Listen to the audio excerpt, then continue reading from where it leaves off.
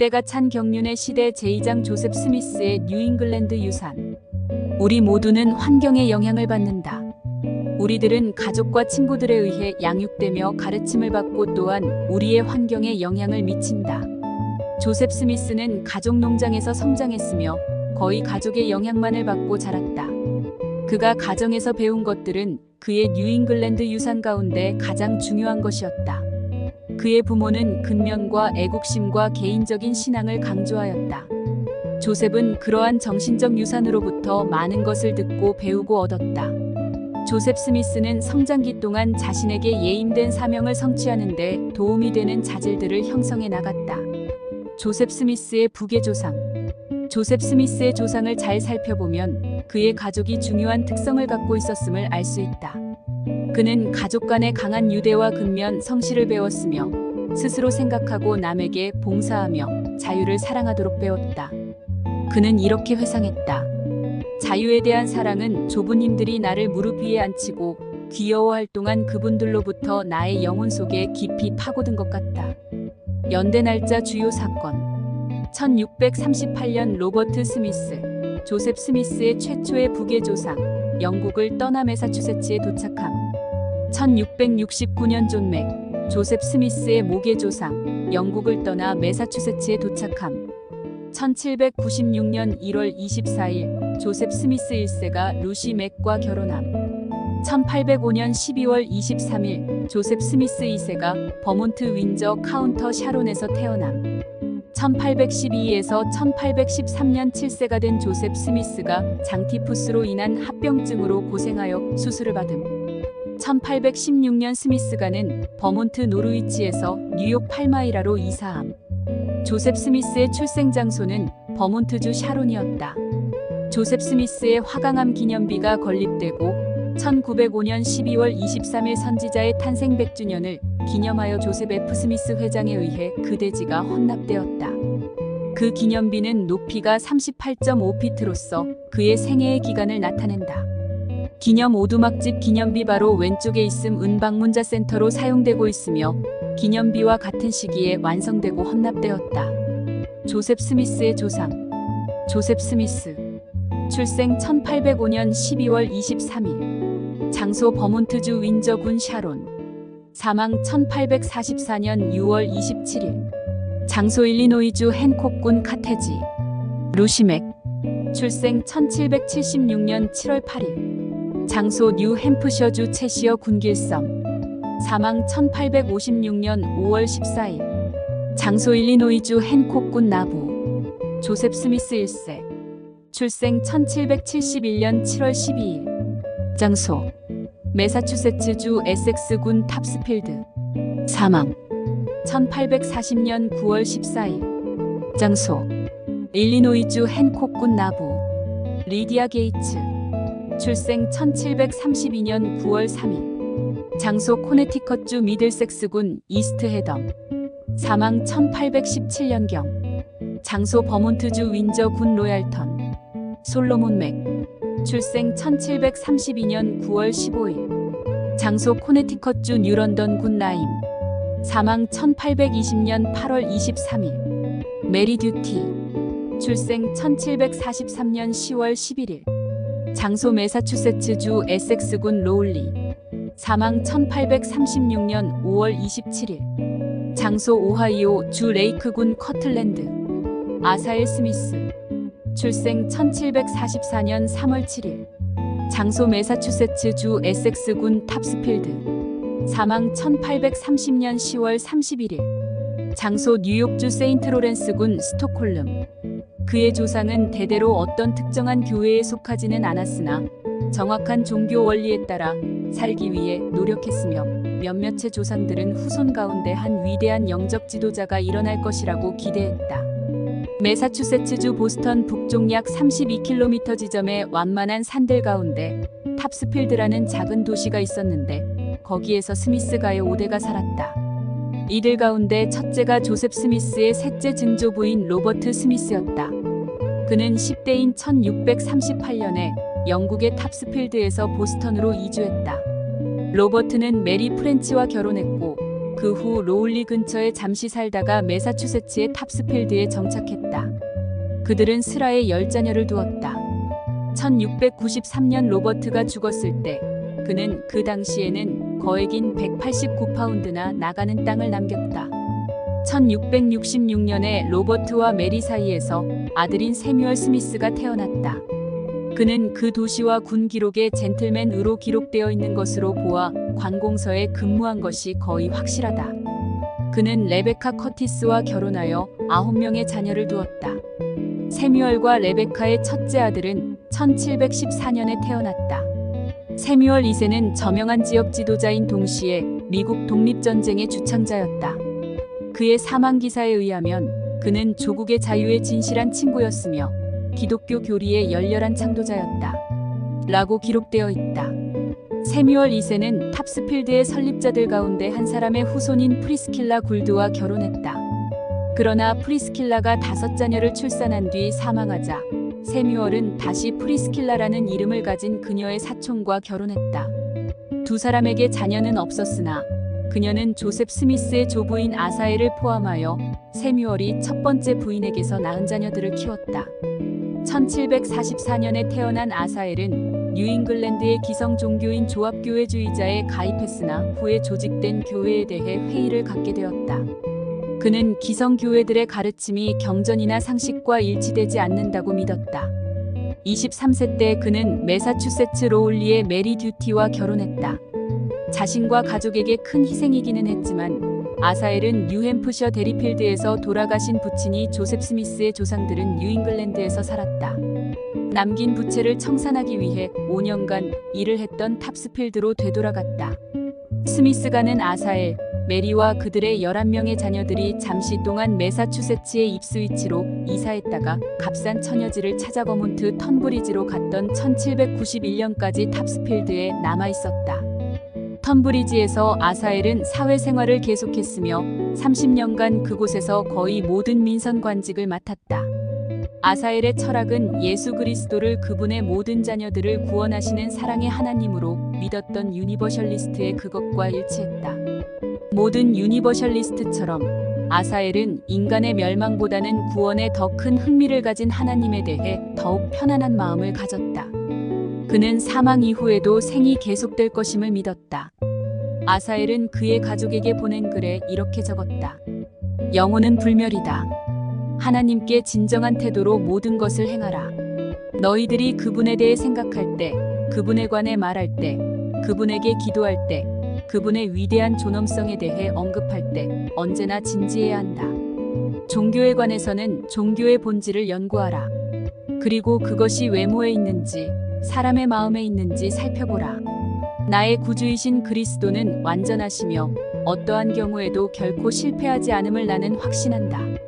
나는 그분께 너희의 영혼과 몸과 재산과 명예와 성품과 삶과 죽음을 비롯한 모든 것과 내 자신을 맡겼노라. 그리고 나는 그분이 우리의 낮은 몸을 그분의 영광의 형체와 같이 변하게 하실 그때를 기다리고 있노라. 아사엘 스미스는 또한 이렇게 예언했다. 하나님은 그분의 가계 중에 어떤 지파를 일으켜 인류에게 큰 유익이 되게 하실 것이다. 수년 후 그의 아들 조셉 스미스 1세가 최근에 발행된 몰몬경을 전해주었을 때 그는 큰 관심을 가졌다. 조지 A. 스미스는 이렇게 기록했다. 나의 조부이신 아사엘은 몰몬경을 믿었고 그 책을 거의 처음부터 끝까지 읽었다. 아사엘은 1830년 가을에 별세했지만 그의 손자인 조셉이 오랫동안 고대했던 선지자로서 새로운 종교 시대를 열었다고 믿고 있었다. 메리 듀티 스미스는 그녀의 남편 아사엘보다 6년을 더 살았다. 1836년 메리는 함께 모여있던 자신의 자녀들과 손자녀들 및 증손자녀들과 합류하기 위해 선교사이던 손자 엘라이어스 스미스와 동행하여 오하이오주의 커틀랜드까지 여행하였다. 할머니와 그녀의 손자인 선지자와 그녀의 형제들과의 만남은 극히 감격적이었다. 조셉은 그녀를 축복하면서 지상에서 가장 훌륭한 여성이라고 칭송했다. 그녀는 손자의 간증을 전적으로 받아들이고 침례받으려고 했으나 불행히도 건강 때문에 침례받을 수 없었고 커틀랜드에 도착한 지 10일 후인 1836년 5월 27일에 사망했다. 조셉 스미스의 모계조상. 조셉의 모친 루시 맥이 태어났던 맥 가문에 대해서는 비교적 잘 알려져 있지 않다. 스코틀랜드의 한 목사 가문의 후손인 존 맥은 그의 고향 인버네스를 떠나 1669년에 뉴잉글랜드에 도착했다.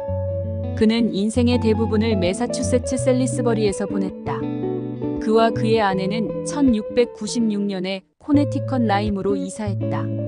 그들의 8번째 자녀인 에베네셀은 한나 헌트리와 결혼하여 한때 맥 사유지에서 번영을 누렸다.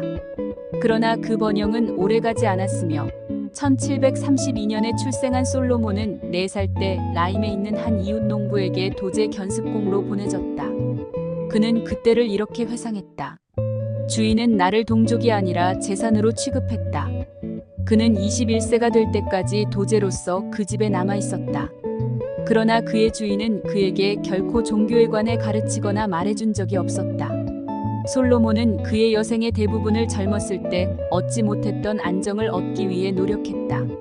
도제를 마치고 난 뒤 그는 프렌치 마이너스 인디언 전쟁의 징병에 응했다. 그 후에 솔로몬은 상인, 토지 개발자, 선장, 방앗간 주인, 농부 등의 일을 두루 경험했다. 그는 많이 노력했지만 행운이 따르지 않았다. 그는 사고, 시련, 경제적 궁핍에 시달렸다.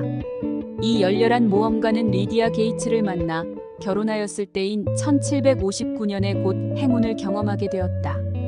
교육을 많이 받은 유능한 교사였던 리디아는 존경받고 성공한 사람으로 조합교회주의자 교회의 집사였던 다니엘 게이츠의 첫째 자녀였다.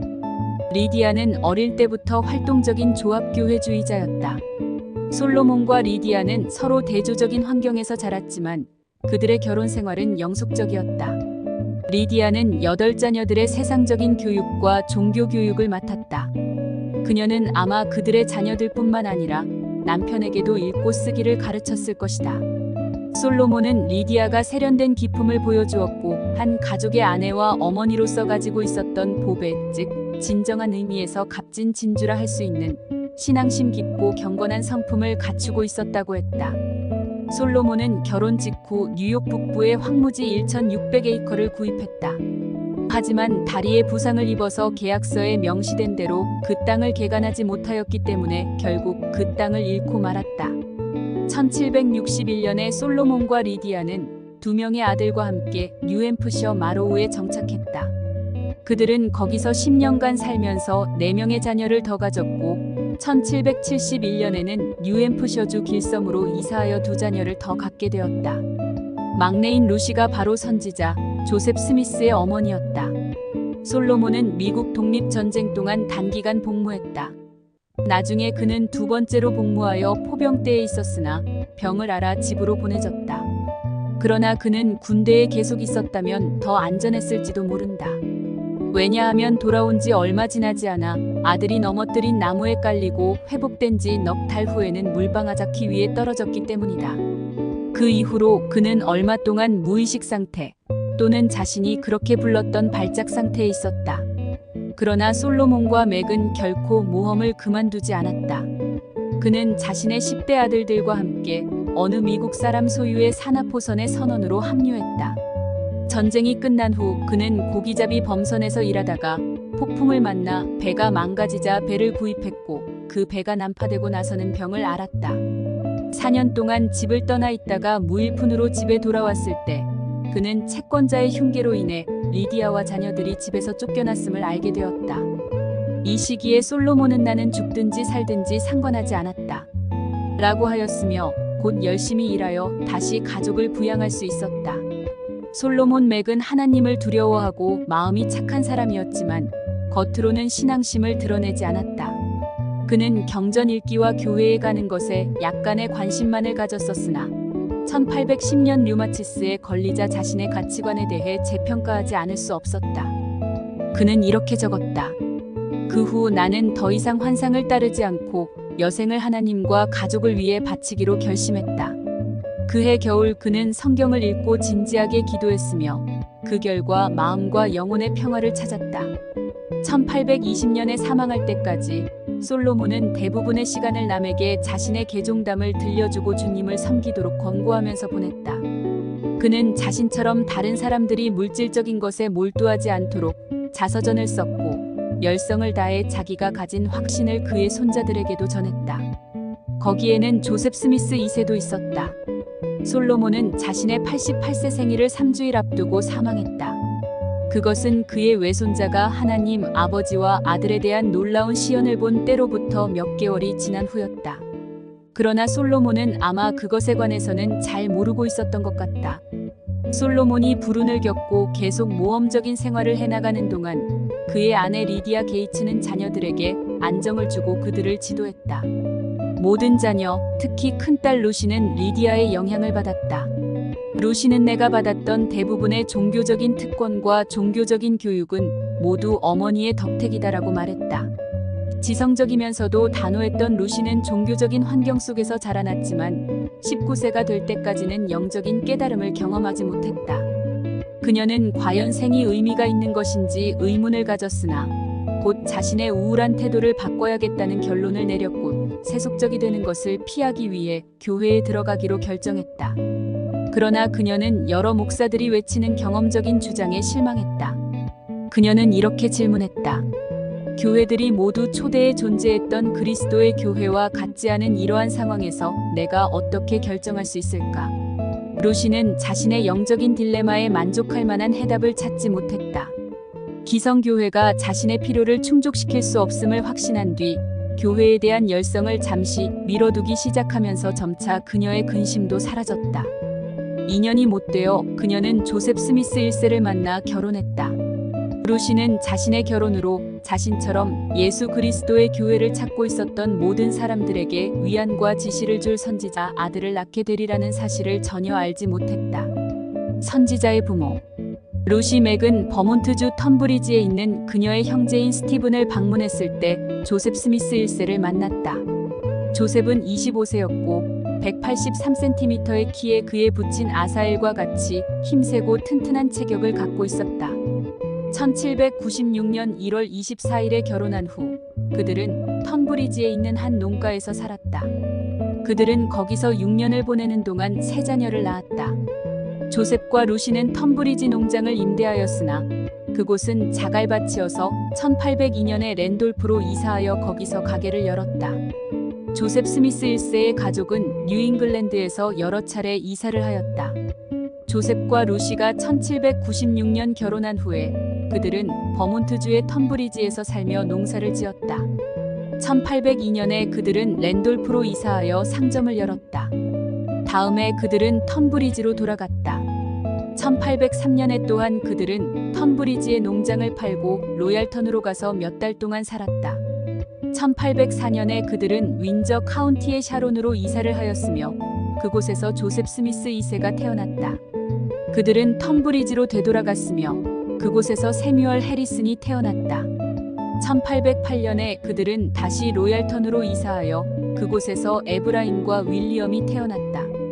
1811년에는 뉴햄프셔의 웨스트레바논으로 이사하여 그곳에서 온 가족이 유행성 장티푸스에 걸렸다.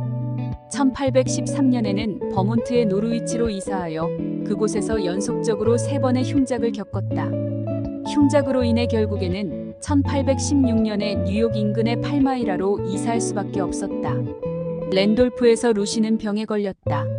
의사는 그녀의 상태를 진단하고 나서 그녀의 언니인 로비사와 로비나가 사망한 원인이었던 폐결핵이라고 했다. 자신이 곧 죽을 것이라고 의사가 이야기했다는 말을 전해 들은 루시는 자녀들과 남편에게 위안을 줄 수 있도록 자신의 생명을 구해달라고 주님께 간청했다. 루시는 이렇게 말했다. 만일 하나님께서 나를 살려주신다면 능력이 닿는 데까지 최선을 다해 그분을 섬기겠노라고 엄숙한 성약을 맺었다. 그 후 얼마 안 되어 나는 다음과 같은 음성을 들었다. 구하라, 그리하면 너희에게 주실 것이요. 찾으라, 그리하면 찾을 것이요. 문을 두드리라, 그리하면 너희에게 열릴 것이니. 그러므로 마음을 놓으라. 너희는 하나님을 믿으니 또 나를 믿으라. 나는 무엇을 알아내기 위해 그리고 가능하다면 내 마음을 이해할 수 있고 나를 강화시켜주며 나의 결심을 수행하는 데 도움이 될 수 있는 동지를 찾기 위해 이곳저곳을 다녔다. 나는 마음속으로 그 당시 지상에는 내가 찾는 종교는 없다고 말했다. 그래서 나는 성경을 연구하여 예수님과 그의 제자를 안내자로 삼아 인간이 줄 수도 빼앗아갈 수도 없는 것을 하나님으로부터 구하기 위해 노력하겠다는 결심을 했다.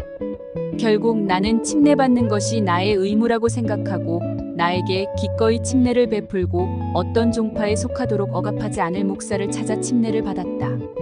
루시가 종교와 구원에 몰두해 있을 동안 그녀의 남편은 불운으로 끝날 사업에 투자하고 있었다. 버몬트에서 야생으로 자란 인삼뿌리가 중국에서는 값이 비싸다는 것을 알았기 때문에 재정적인 불경기를 경험했던 조셉은 인삼뿌리를 되팔기 위해 많이 사들였다. 그는 다량의 인삼을 갖고 있었으므로 로얄턴의 스티븐스라는 사람으로부터 그것을 $3,000에 팔라는 제의를 받았으나 거절했다. 조셉이 선적을 위해 뉴욕에 갔을 때 스티븐스는 조셉이 어느 배에 짐을 싣는지 알아내기 위해 그를 추적했다. 그 자신도 인삼을 갖고 있었으므로 그는 그 인삼을 팔러 자신과 조셉을 대신해서 자신의 아들을 중국으로 보냈다. 조셉 스미스는 버몬트주 윈저 군 샤론 읍에서 태어났다. 스미스가 농장의 남동쪽에 있는 샤론 부락과 혼동해서는 안 된다. 지도에서 보이듯이 농장은 군의 경계선 상에 있었다. 스티븐스의 아들은 그 인삼을 좋은 값으로 팔아 이익을 남겼으나 이익을 남기지 못한 것처럼 속이고 조셉 스미스 1세에게는 차 상자 하나만 건네주었다. 스티븐스는 거짓이 탄로나자 돈을 갖고 캐나다로 도주하였고 조셉과 루시는 $18,000의 부채를 지게 되었다. 루시는 이렇게 회고했다. $15,000의 가치가 있는 이 농장을 남편은 급히 빚을 갚기 위해 $800에 팔았다. 그것도 모자라 루시는 결혼 선물로 받았던 $1,000를 더 보태었다. 부채를 완전히 청산하고 보니 그들에게 남은 것은 한 푼도 없었다. 조셉과 루시는 일시적으로 버몬트주 로얄턴으로 이사하였다가 다시 윈저 군의 샤론으로 가서 루시의 아버지의 농장을 빌렸다. 조셉은 여름에는 농사일을 하고 겨울에는 학교에서 가르쳤다. 샤론에 있는 동안 조셉과 루시는 또 하나의 아들을 가졌으며 그 아기는 1805년 12월 23일에 태어났다. 그들은 그 아기의 이름을 조셉이라고 지었다. 그를 조셉이라고 이름 지어준 것은 훌륭한 선견자가 그의 후손들 가운데서 세워질 것이라고 예언했던 애굽의 요셉의 예언이 성취된 것이다. 그가 선견자가 될 것임을 확인할 수 있는 방법 가운데 하나는 그가 고대 족장인 요셉의 이름을 받게 될 것이며 그의 부친의 이름도 같을 것이라는 내용에서 찾아볼 수 있다. 니파이후서 3장 14에서 15절 참조. 조셉 스미스 1세와 루시는 충실한 부모였으며 그들의 자녀들에게 열심히 종교적 교훈을 가르쳤다. 특별히 루시는 자녀들에게 성경을 공부하도록 격려했다. 1811년에 탄생한 그들의 아들 윌리엄은 그의 어머니의 종교에 대한 관심을 이렇게 회상했다. 매우 경건했고 자녀들의 복지에 관심이 컸던 어머니는 이생과 내세에서 우리가 영혼의 구원을 추구할 수 있도록 부모로서 사랑으로 행할 수 있는 모든 일을 다했다. 조셉 1세는 큰 체구와 온화한 성격을 지닌 사람이었다. 히버시 킴볼은 이렇게 회상했다. 그분은 내가 본 중에서 가장 즐거운 분 가운데 한 분이었으며 어린 아이처럼 악이 없었다. 루시는 그가 애정이 많은 동반자였으며 어느 아버지보다도 부드러웠고 가족에게 자신감을 심어준 분이셨다. 고 말했다. 조셉 스미스 1세와 루시 맥 스미스의 자녀들. 이름, 생년월일, 탄생장소, 사망일. 1. 아기 1797년경 버몬트, 턴브리지 1797년경. 2. 엘빈 1798년 2월 11일 버몬트, 턴브리지 1823년 11월 19일. 3. 하이럼 1800년 2월 9일 버몬트, 턴브리지 1844년 6월 27일. 4. 소프로니아 1803년 5월 16일 버몬트, 턴브리지 1876년. 5. 조셉 2세 1805년 12월 23일 버몬트, 샤론 1844년 6월 27일. 6. 세뮤얼 해리슨 1808년 3월 13일 버몬트, 턴브리지 1844년 7월 30일. 7. 이프레임 1810년 3월 13일 버몬트, 로얄턴 1810년 3월 24일. 8. 윌리엄 1811년 3월 13일 버몬트, 로얄턴 1893년 11월 13일 9. 캐더린 1812년 7월 28일 뉴햄프셔 레바논 1900년 2월 1일 10. 돈 칼로스 1816년 3월 25일 버몬트 노르위치 1841년 8월 7일 11. 루시 1821년 7월 18일 뉴욕 팔마이라 1882년 12월 9일 조셉 스미스 1세는 그의 가족을 가르치는 일에는 덜 열성적이었으나 매우 종교적이었다. 윌리엄은 이렇게 회상했다. 나의 부친의 종교적인 습관은 매우 경건하고 도덕적이었다. 조셉은 그의 부친 아사엘과 마찬가지로 전통적인 교회에 대해 의심이 많기는 했으나 늘 하나님을 믿는 강한 신앙을 가지고 있었다. 1811년 때때로 그의 마음은 종교 문제로 크게 고조되어 있었다. 이와 같은 흥분과 불안의 상태가 지속되는 동안 그는 그 이후로 8년간 계속해서 꾸게 된 일련의 꿈의 첫 번째 꿈을 꾸게 되었다. 이 첫 번째 꿈에서 조셉은 죽은 수목이 있는 황량한 벌판을 한 영과 여행하고 있었는데 그 영이 그에게 그 벌판은 종교 없는 세상을 뜻한다고 말해주었다. 또한 그가 음식 상자 하나를 발견하게 될 것이며 그 음식을 먹으면 현명해질 것이라고 했다. 그러나 그가 음식을 먹으려고 할 때 뿔이 하나 달린 짐승들이 와서 먹지 못하게 했다.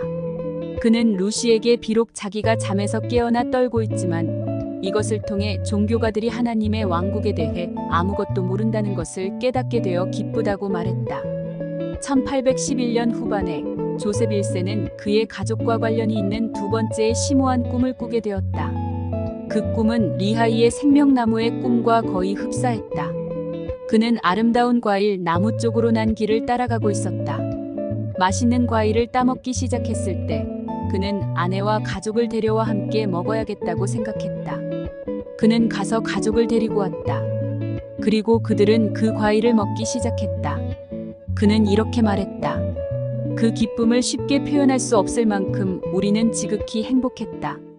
그의 마지막 꿈은 첫 번째 시연이 있기 얼마 전인 1819년에 뉴욕에서 꾸게 되었다. 한 사자가 나타나 이렇게 말했다. 나는 내가 모든 거래에서 언제나 매우 정직하다는 것을 알게 되었노라. 나는 이제 너에게 이것이 나의 마지막 방문임을 알리고 또한 내가 구원을 얻는 데 있어 한 가지 부족한 것이 있음을 말해주기 위해 왔노라. 그러나 그는 그에게 부족한 것이 무엇인지를 알기도 전에 잠에서 깨었다. 하늘과 자주 교통했기 때문에 조셉 스미스 1세는 선지자로서의 아들의 부름을 쉽게 받아들일 수 있었다.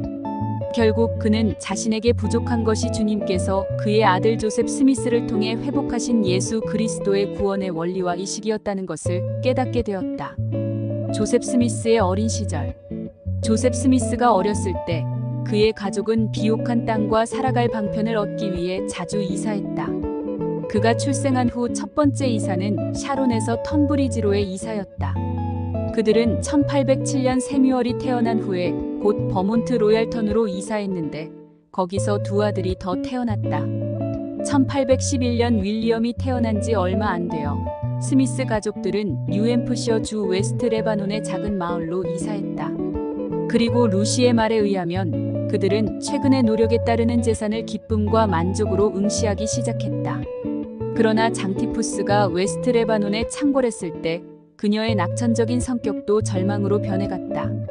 전염병인 장티푸스가 코네티컷 계곡 상부를 휩쓸자 6만여 명이 사망했는데 스미스의 자녀들도 하나씩 그 전염병에 걸리기 시작했다. 3개월 동안 병에 시달렸던 소프로니아는 거의 죽음에 이르렀으나 조셉과 루시가 주님께 그녀를 살려달라고 간청하면서 회복되기 시작했다. 7살이 된 조셉 스미스 2세는 2주일 뒤에 고열에서 회복되었으나 합병증이 생겨 결국은 4번의 수술을 받아야만 했다. 그가 알았던 가장 심각한 합병증은 오늘날 골수염이라 불려지는 것으로 왼쪽 다리의 정강이뼈 주위가 부어오르고 감염이 되는 병이었다. 조셉은 2주 이상 큰 고통에 시달려야만 했다.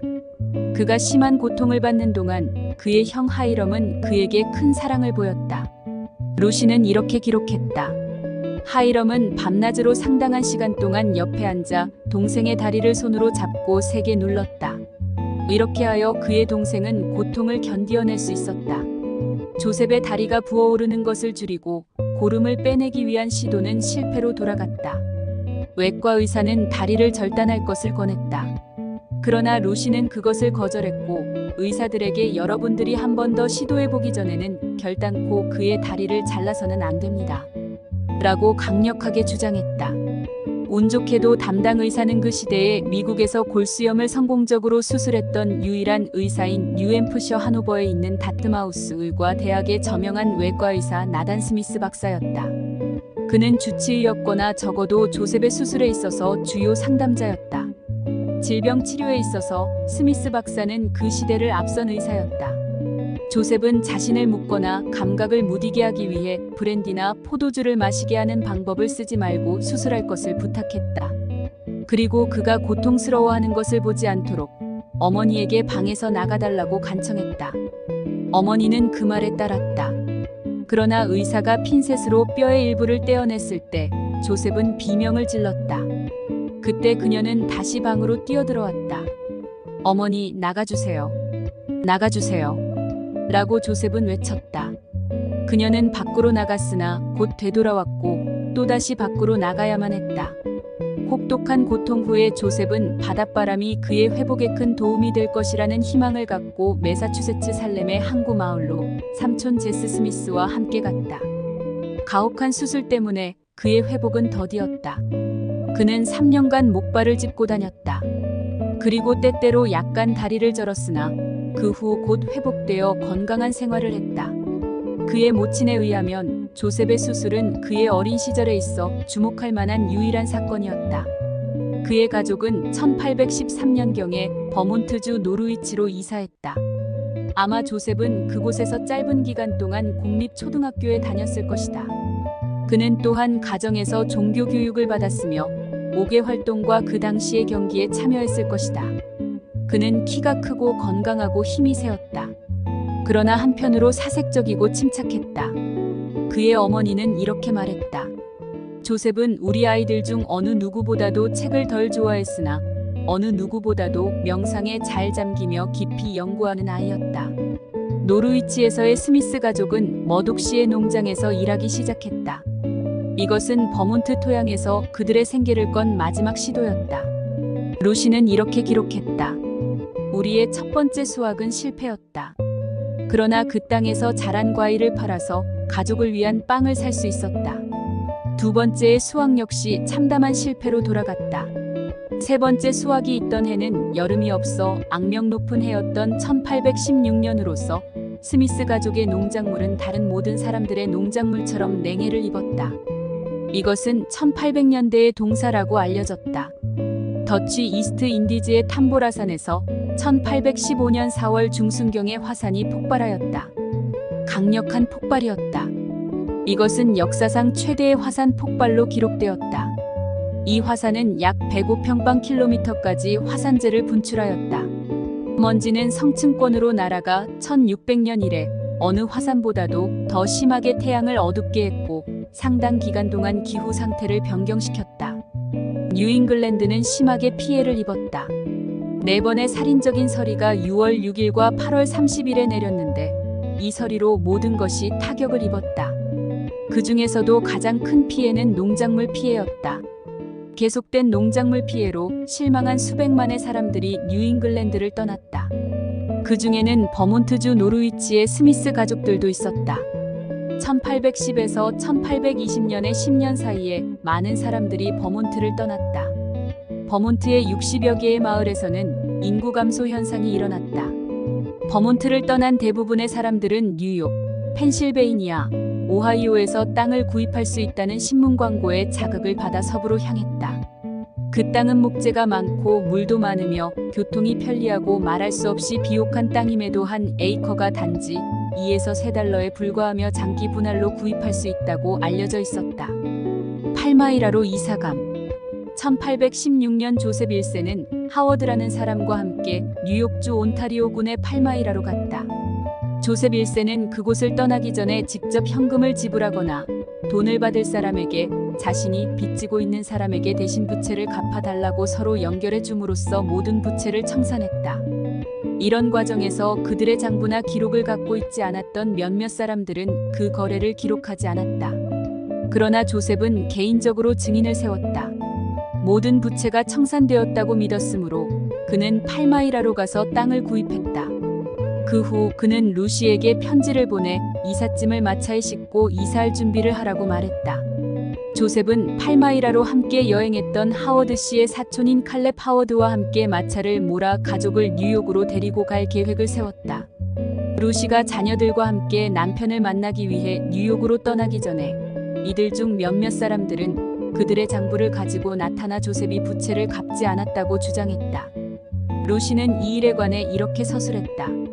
나는 소송을 하는 것보다 그들의 부당한 요구를 들어주는 것이 더욱 유익할 것이라는 결론을 내렸다. 그래서 엄청난 노력 끝에 $150를 마련하여 그 돈을 갚았다. 이 일에 동정하는 이웃들은 모금을 통해 돈을 마련하여 부담을 줄여주겠다고 제안했으나 루시는 거절했다. 그와 같은 방법으로 도움을 받겠다는 생각은 나의 감정상 받아들일 수 없는 것이었다. 계산이 끝나자 루시와 그녀의 8자녀, 곧 유아인 돈 칼로스로부터 17세의 엘빈에 이르는 자녀들은 칼렙 하워드와 함께 뉴욕을 향해 떠났다. 사우스 로얄턴에서 루시의 모친 리디아는 마차가 전복되어 부상을 입었다. 리디아가 텀브리지에 있는 아들의 집으로 옮겨졌을 때 어머니와 딸은 눈물을 흘리며 작별 인사를 나누었다.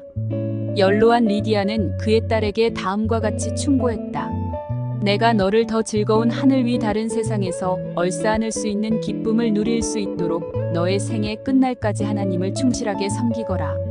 리디아는 그 당시에 입었던 부상으로 인해 2년 후에 로얄턴에서 사망했다. 스미스 가족이 여행을 계속했을 때 루시는 마차를 끌었던 하워드 씨가 비도덕적이고 무감각하며 비열한 사람이었음을 명백히 알 수 있었다고 기록했다. 그는 스미스 가족을 뉴욕으로 모으기 위해서 조셉 1세가 그에게 지불했던 돈을 술과 도박으로 탕진해버렸다. 그 당시 10세의 소년이었던 조셉 2세가 다리 수술에서 완전히 회복되지 않았음에도 불구하고 하워드는 아직 연약한 상태에 있는 그를 여러 날 동안 매일 65km의 눈길을 걷게 했다.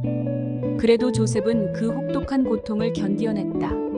우티카에서 목적지를 수마일 앞둔 하워드가 스미스가의 짐을 모두 내려놓고 그들의 마차를 몰고 떠나려 하자 루시는 이렇게 말했다.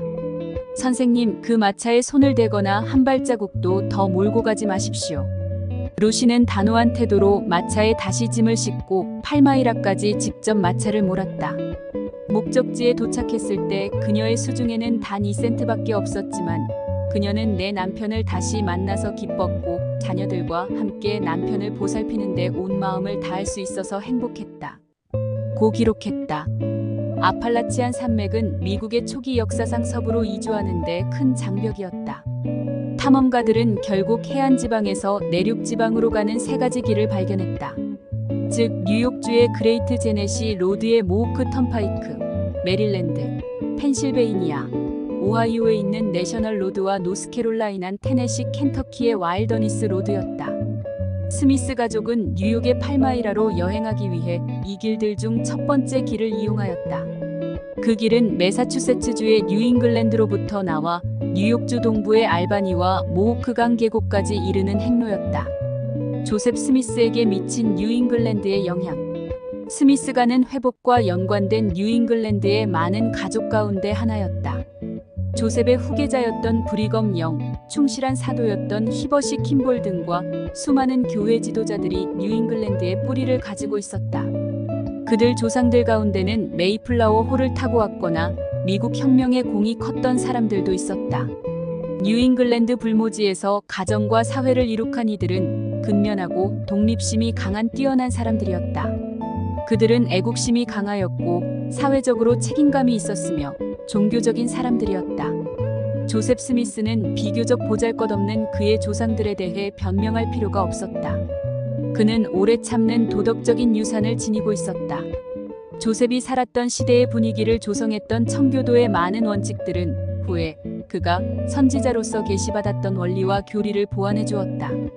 조셉이 계시에 의해 게으르지 말라, 교리와 성약 42편 42절 라는 가르침을 받았을 때 이것은 뉴잉글랜드의 자원이 풍부한 가운데서도 절약하는 생활에 적절한 것이었다.